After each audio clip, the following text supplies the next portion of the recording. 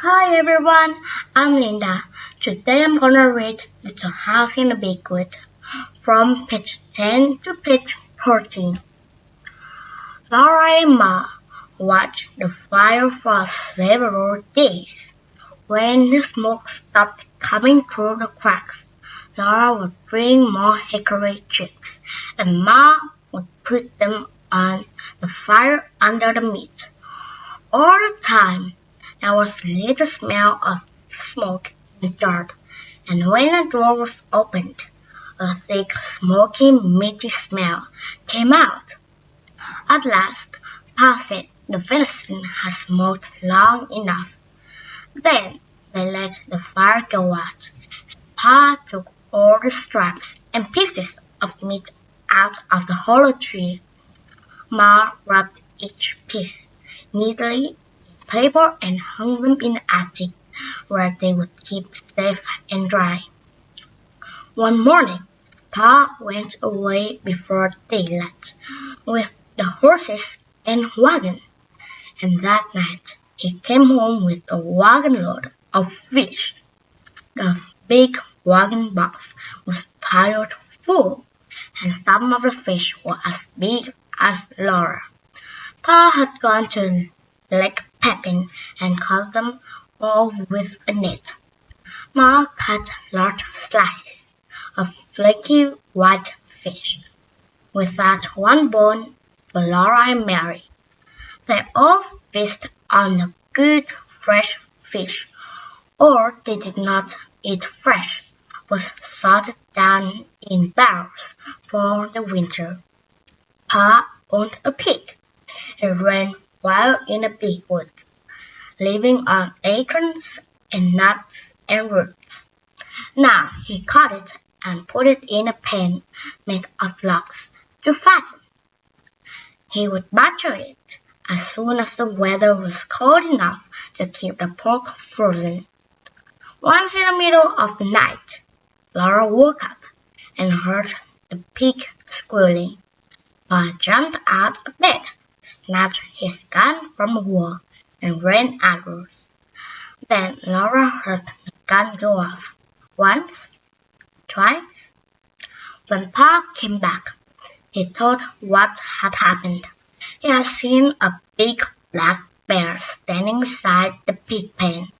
The bear was reaching into the pen to grab the pig, and the pig was running and squealing. Pa saw this in the starlight and he fired quickly, but the light was dim, and in his haste he missed the bear.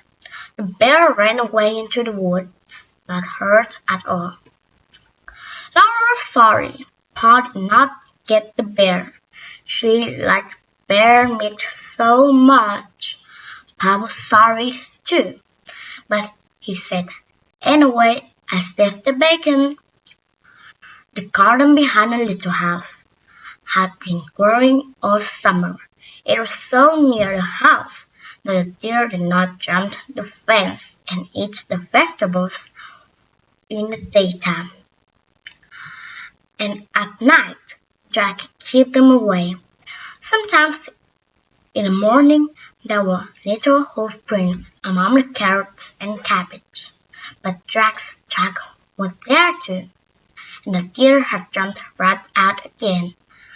Now the potatoes and carrots, the beets and turnips and cabbage were gathered and stored in a cellar, for freezing nights had come. Onions were made into long groups, braided together by the tops, and then were hung in the attic beside wreaths of red paper strung on threads. The pumpkins and the squashes were piled in orange and yellow and green heaps in the attic's corner.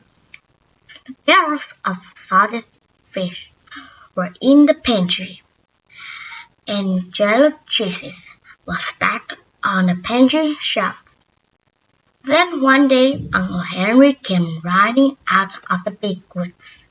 He had come to help Pa butcher. Ma's big butcher knife was already sharpened, and Uncle Henry had brought Aunt Polly's butter knife. Near the pig pen, Pa and Uncle Henry built a bonfire and heated the green kettle of water over it. When the water was boiling, they went to kill the hog. Then Laura ran and hit her head on the bed and stopped her ears with her fingers so she could not hear the hog squeal. "It doesn't hurt him, Laura," Pa said. "We do it so quickly." But she did not want to hear him squeal. In a minute, she took one finger cautiously out of an ear and listened. The hog had stopped squealing. After that, maturing time was great fun. Thank you for listening. Goodbye.